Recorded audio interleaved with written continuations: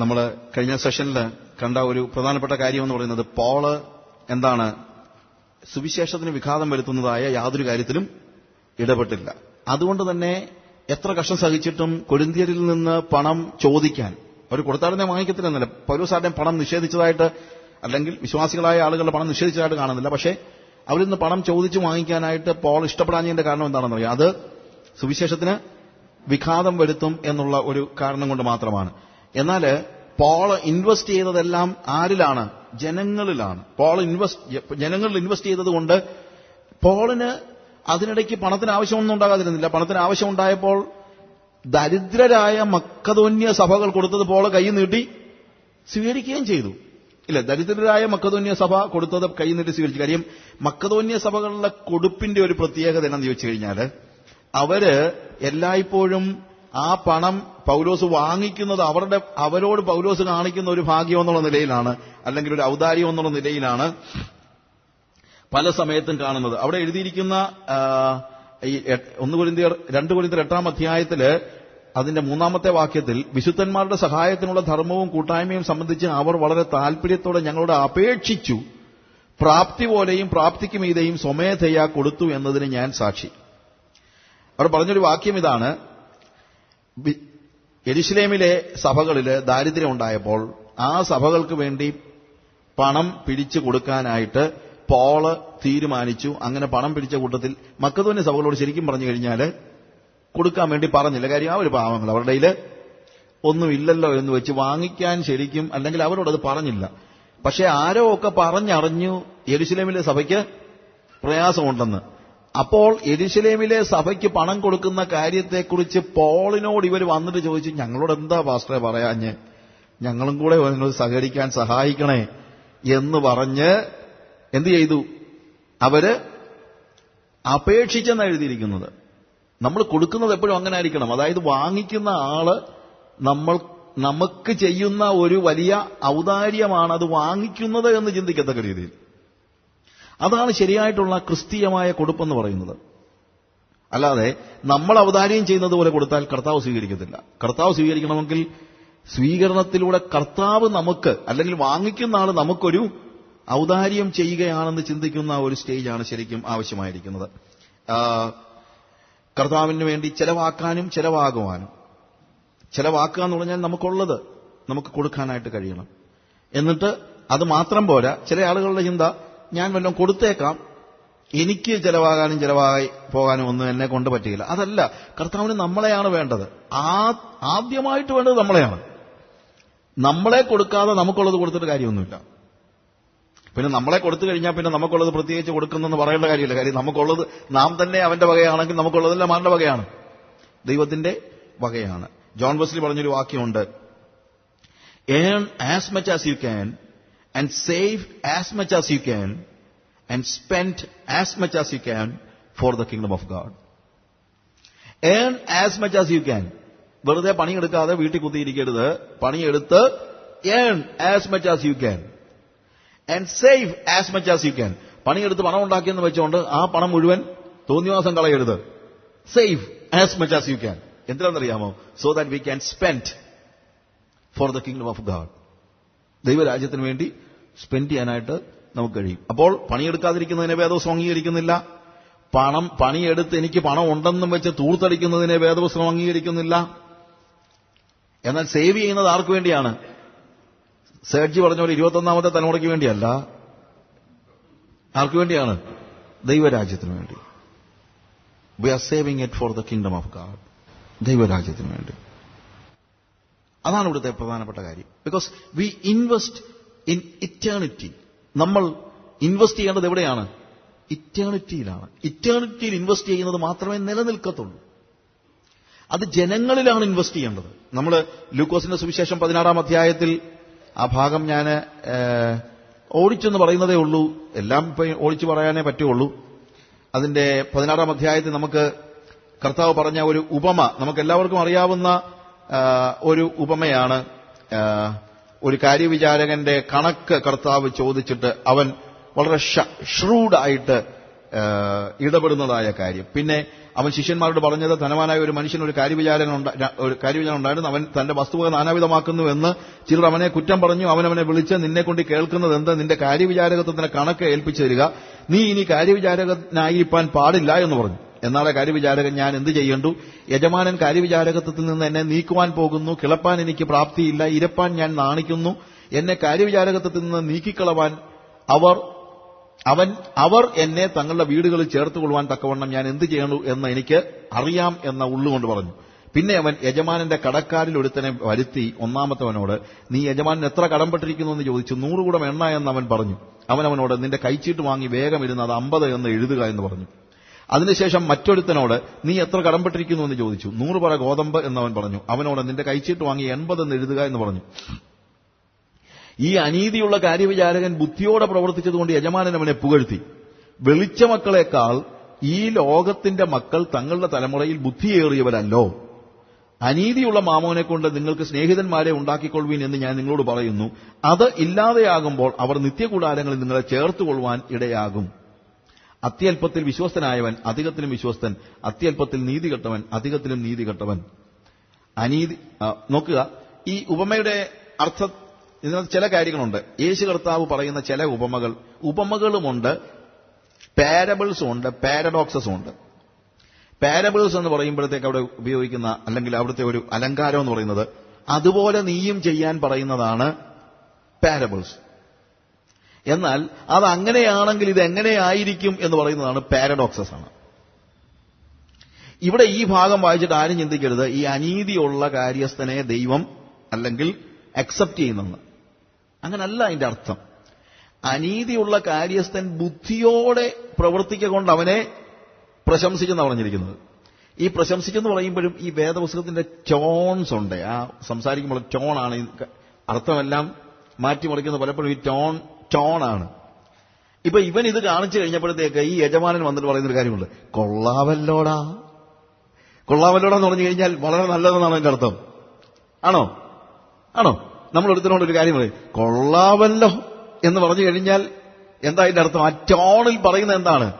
നീ ആള് മോശമല്ലല്ലോ, നീ ഭയങ്കര ഷാർപ്പായിട്ട് ഇടപെട്ടു, ഇത് ഒരു അതിബുദ്ധിയായിപ്പോയി എന്നാ പറയുന്നല്ലേ, റൈറ്റ്?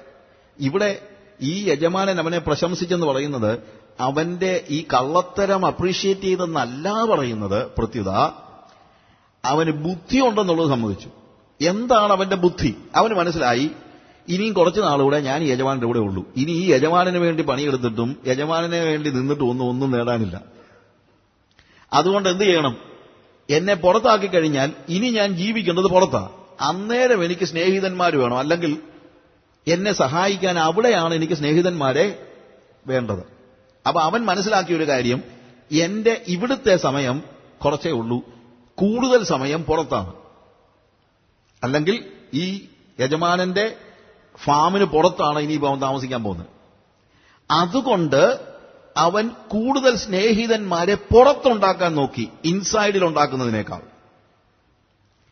ഇതേപോലെ തന്നെ കർത്താവ് നമ്മളോട് പറയാണ്, അവൻ ഇത്രയും ബുദ്ധി ഉണ്ടായിരുന്നല്ലോ, അതായത് അവൻ ഇവിടെ ജീവിക്കുന്നത് ഇച്ചിരി കാലത്തൊക്കെ ഉള്ളെന്നും ഇനി ജീവിക്കാൻ പോകുന്നത് മുഴുവൻ പുറത്താണെന്നുള്ള ബുദ്ധി അവന് ഉണ്ടായിരുന്നല്ലോ. നിനക്കൊക്കെ എന്നാ ബുദ്ധിയില്ലാത്തത്? നീ ഭൂമിയിൽ എത്ര കാലം ജീവിക്കുന്നു?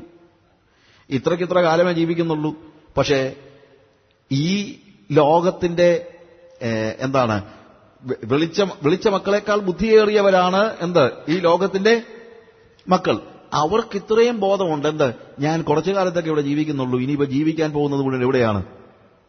പുറത്താണ്. നമുക്കുണ്ടായിരിക്കേണ്ട ബുദ്ധി എന്താണ്? ഞാൻ ഇവിടെ കുറച്ചു കാലത്തേക്ക് ജീവിക്കുന്നുള്ളൂ, നിത്യകൂടാരം എനിക്ക് വേണ്ടി ഒരുങ്ങുന്നുണ്ട്, അതിനുവേണ്ടിയാണ് ഞാൻ ഇൻവെസ്റ്റ് ചെയ്യേണ്ടത്. അതാണ് ഇവിടുത്തെ ബുദ്ധി. അതായത് ഭൂമിയിൽ നിങ്ങൾ നിക്ഷേപങ്ങളെ സ്വരൂപിച്ചു വെച്ചുകൊണ്ട് കാര്യമൊന്നുമില്ല. നിങ്ങൾ നിക്ഷേപങ്ങളെ സ്വരൂപിക്കുകയാണെങ്കിൽ പണത്തിലല്ല ഇൻവെസ്റ്റ് ചെയ്യേണ്ടത്, സ്നേഹിതന്മാരിലാണ് ഇൻവെസ്റ്റ് ചെയ്യേണ്ടത്. എങ്ങനെയുള്ള സ്നേഹിതന്മാർ? നിത്യതയിലേക്ക് കൂട്ടിക്കൊണ്ടു പോകാൻ കഴിയുന്ന സ്നേഹിതന്മാർ. അതുകൊണ്ട് നിങ്ങൾ നിങ്ങളുടെ പണവും ധനവും ബാക്കിയുള്ള കാര്യങ്ങളുമെല്ലാം you need to invest in eternity. ഇതാണ് ഈ ഭാഗത്തിന്റെ അർത്ഥം എന്ന് പറയുന്നത്. നമ്മളുടെ ഇൻവെസ്റ്റ്മെന്റ് എപ്പോഴും എവിടെ ആയിരിക്കണം? നിത്യതയിലായിരിക്കണം. അതിനെന്ത് ചെയ്യണം? ഇവിടെ പണം സ്പെൻഡ് ചെയ്യുക. എങ്ങനെ സ്പെൻഡ് ചെയ്യുക? നിത്യതയിൽ പ്രയോജനമുണ്ടാകുന്ന രീതിയിൽ സ്പെൻഡ് ചെയ്യുക. എങ്ങനെയാ നിത്യതയിൽ ഗുണമുണ്ടാകുന്നത്? നിത്യതയിൽ പണം ചെല്ലത്തില്ല, പക്ഷെ നിത്യതയിൽ ആളുകൾ ചെല്ലും. ഞാൻ പറഞ്ഞു മനസ്സിലാക്കണം. നിത്യതയിൽ പണം ചെല്ലത്തില്ല, പക്ഷെ നിത്യതയിൽ ആര് വരും? ആളുകൾ. അതുകൊണ്ട് ആളുകളെ നിത്യതയ്ക്ക് വേണ്ടി ഒരുക്കുമ്പോഴാണ് നമ്മൾ ബുദ്ധിയുള്ളവരായിത്തീരുന്നത്.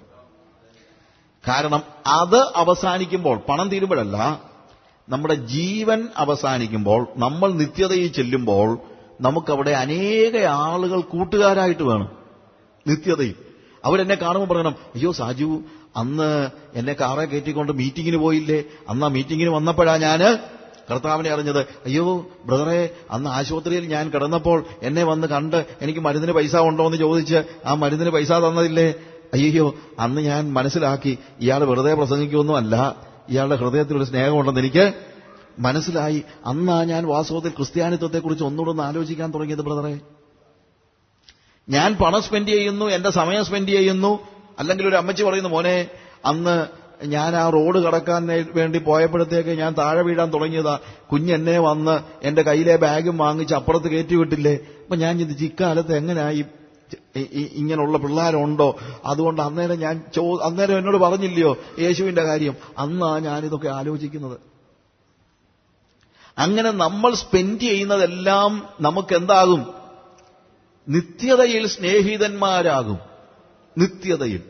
അപ്പൊ അതുകൊണ്ട് കർത്താവ് പറയാണ്, നിങ്ങൾ ബുദ്ധിയുള്ളവരാണെങ്കിൽ എന്ത് ചെയ്യണം? നിങ്ങളുടെ പണവും നിങ്ങളുടെ ധനവും നിങ്ങളുടെ ആരോഗ്യവുമെല്ലാം എവിടെ ഇൻവെസ്റ്റ് ചെയ്യണം? നിത്യതയിൽ ഇൻവെസ്റ്റ് ചെയ്യണം. നിത്യതയിൽ എങ്ങനെ ഇൻവെസ്റ്റ് ചെയ്യുന്നത്? സ്നേഹിതരുണ്ടാക്കിക്കോണം. ധാരാളം ആളുകളെ. നമ്മൾ സ്വർഗ്ഗത്തിൽ ചെല്ലുമ്പോൾ ബാക്കിയൊന്നും ചെല്ലത്തില്ല, പക്ഷേ നമ്മൾ എത്ര ആത്മാക്കളെ നേടിയോ അവരെല്ലാം നമ്മളെ ചേർക്കാനായിട്ട് അവിടെ നമ്മളെ കാത്തിരിക്കും, നമുക്ക് മനസ്സിലാക്കാനായിട്ട് പറ്റും. So invest in eternity. Invest നിത്യതയിൽ ഇൻവെസ്റ്റ് ചെയ്യാൻ, നിത്യതയിൽ പണം നിക്ഷേപിക്കാൻ. നിത്യതയിൽ പണം നിക്ഷേപിക്കണമെങ്കിൽ എങ്ങനെ പറ്റുള്ളൂ? അത് സ്പെൻഡ് ചെയ്ത് ആത്മാക്കളെ നേടുക എന്നുള്ളത്. അത് സ്പെൻഡ് ചെയ്യുക, മറ്റുള്ളവരെ സഹായിക്കുക. മറ്റുള്ളവരെ സഹായിച്ച് ആള് കളിക്കാനോ പത്രത്തിൽ പണം വരാനൊന്നുമല്ല. എന്തിനാണ്? നമ്മുടെ മനസ്സിലെ ആഗ്രഹം എന്താണ്? ഇവരൊക്കെ ഈ നിത്യതയിൽ ചെല്ലണം. അതിനുവേണ്ടി മാത്രമാണ് സ്പെൻഡ് ചെയ്യുന്നുള്ളത്. അങ്ങനെ അതിനുവേണ്ടി മാത്രം നിങ്ങൾ ഒരാളെ സഹായിക്കുമ്പോൾ ഒരുപക്ഷെ അന്നേരം അറിയത്തില്ല അതിന്റെ, ചിലപ്പം എന്താണ്, വിശ്വാസി ആവുകയാണെങ്കിൽ സഹായിക്കാമെന്ന് പറഞ്ഞൊരു കാര്യമൊന്നുമില്ല. സ്നാനപ്പെടുകയാണെങ്കിൽ കാശിലാവുന്ന ആരോട് പറയരുത്. അങ്ങനല്ല. ഇതൊക്കെ സ്നേഹിതനാകുന്നത് തന്നെ അവിടെയാ. അവിടെ വരുമ്പോഴാണ് നമ്മൾ പലപ്പോഴും അറിയുന്നത്, നമ്മൾ അറിയാതെ സഹായിച്ചതൊക്കെ അവരുടെ ജീവിതത്തിൽ, ഹൃദയത്തിൽ വലിയ വ്യത്യാസങ്ങൾ ഉണ്ടാക്കി, വലിയ വ്യതിയാനങ്ങൾ ഉണ്ടാക്കി. അതാണ് ആത്യന്തികമായി അവരെ യേശുക്രിസ്തുവിലേക്ക് നയിച്ചത് എന്ന് നമ്മൾ മനസ്സിലാക്കും. നിങ്ങൾ ചെയ്യാനുള്ള കാര്യം ചെയ്തിട്ട് നിങ്ങളങ്ങ് മാറിക്കോ. ഈ നമ്മളിപ്പം ഒരു ഷെയറിലോ അല്ലെങ്കിൽ ബാങ്കിലോ ഇൻവെസ്റ്റ് ചെയ്ത് കഴിഞ്ഞാൽ നിങ്ങളുടെ പണം എങ്ങനെയൊക്കെ സ്പെൻഡ് ചെയ്യപ്പെടുന്നുള്ളത് നിങ്ങൾക്ക് പോലും അറിയത്തില്ല, അല്ലേ? അത് സ്പെൻഡ് ചെയ്യാനും അല്ലെങ്കിൽ അത് കറക്റ്റ് സ്ഥലത്ത് ഇൻവെസ്റ്റ് ചെയ്യാനൊക്കെ ഇപ്പോൾ ഇൻവെസ്റ്റേഴ്സ് ഒക്കെ ഉണ്ട് എന്ന് പറഞ്ഞ പോലെ നിങ്ങളിപ്പോൾ അങ്ങ് സ്പെൻഡ് ചെയ്യുക. സ്പെൻഡ് ചെയ്ത് കഴിഞ്ഞാൽ ഏറ്റവും ഒടുവിൽ നിങ്ങൾക്ക് വേണ്ടിയല്ല, ആർക്ക്? മറ്റുള്ളവർക്ക് വേണ്ടി, സുവിശേഷത്തിന് വേണ്ടി നിങ്ങൾ സ്പെൻഡ് ചെയ്യുക. ഇതൊക്കെ എങ്ങനെ വ്യാപരിക്കുന്നു എന്നുള്ളത് നമുക്ക് പോലും അറിയത്തില്ല. സ്വർഗത്തിൽ ചെല്ലുമ്പോഴാണ് നമ്മൾ സ്പെൻഡ് ചെയ്തതൊക്കെ എങ്ങനെ ആത്മാക്കളായി തീർന്നു എന്നുള്ളത് നമ്മൾ അറിയുന്നത് പോലും. പക്ഷേ നിത്യതയ്ക്ക് വേണ്ടി ഇൻവെസ്റ്റ് ചെയ്യാനുള്ള വലിയ ഒരു മനോഭാവം നമുക്ക് അത്യാവശ്യമാണ്. പോള് നിത്യതയ്ക്ക് വേണ്ടി ഇൻവെസ്റ്റ് ചെയ്തു. അതുകൊണ്ട് എന്താ അവന് പറയുന്നു, നിങ്ങളാണ് എന്റെ അപ്പോസ്തലത്വത്തിന്റെ മുദ്ര. പ്രിയമുള്ളവരെ, നമ്മുടെ ശുശ്രൂഷയുടെ മുദ്ര ജനങ്ങളാണ്. ആ ജനങ്ങൾ നമുക്ക് ലഭിക്കണമെങ്കിൽ നമ്മൾ സ്പെൻഡ് ചെയ്തേ പറ്റൂ. പണം മാത്രം സ്പെൻഡ് ചെയ്തിട്ട് കാര്യമില്ല. പണവും ആരോഗ്യവും സമയവും നിങ്ങൾ പോയി കാണണം. നിങ്ങളോട് കുറച്ച് കാശ് അയച്ചു കൊടുത്താലൊന്നും ആരും കർത്താവിലേക്ക് നയിക്കാൻ പറ്റിയില്ല. പലർക്കും ആവശ്യമുള്ളത് പണമല്ല. പണം ആവശ്യമുള്ള ചുരുക്കം ചില ആളുകളെ ഉള്ളൂ. പലപ്പോഴും ആളുകൾക്ക് ആവശ്യമുള്ളത് നിങ്ങളുടെ സമയമാണ്, അല്ലേ? നിങ്ങളുടെ സമയം. ആശുപത്രിയിൽ ആരുമില്ലാതെ കിടക്കുന്ന ഒരു വ്യക്തി, അവർക്ക് ചിലപ്പം മക്കൾ പണം അയച്ചു കൊടുക്കുന്നുണ്ടായിരിക്കും, ഇഷ്ടംപോലെ പണം കാണും, അവർക്ക് പണം എന്തോ വേണമെന്ന് തന്നെ അറിയത്തില്ല. പക്ഷെ അവരുടെ അടുത്ത് പോയി നിരിക്കാൻ ആരുമില്ല, ഇല്ലേ? അവർക്ക് പണം വേണ്ട, അവർക്ക് നിങ്ങളുടെ പണമൊന്നും വേണ്ട, പക്ഷേ നിങ്ങളുടെ സമയം അവർക്ക് വേണം. ചിലർക്ക് ആവശ്യമുള്ളത് നിങ്ങളുടെ ആരോഗ്യമാണ്, ചിലർക്ക് ആവശ്യമുള്ളത് നിങ്ങളുടെ ഇൻഫ്ലുവൻസ് ആണ്. നിങ്ങൾക്ക് പരിചയമുള്ള ഒരാളെ കൊണ്ടൊരു കാര്യം ചെയ്യിച്ചു കൊടുക്കുന്നതായിരിക്കും. ചിലർക്ക് ആവശ്യമുള്ളത് ഒരു ടെലിഫോൺ കോൾ ആയിരിക്കും. എനിക്ക് പ്രായമുള്ള ആളുകളോടൊക്കെ സംസാരിച്ചിരിക്കുന്നത് എനിക്ക് ഭയങ്കര ഇഷ്ടമാണ്. എന്നറിയാമോ? അവരോട് സംസാരിക്കാൻ അങ്ങനെ ഇങ്ങനെ ആൾക്കാർക്ക് ഇഷ്ടമില്ല.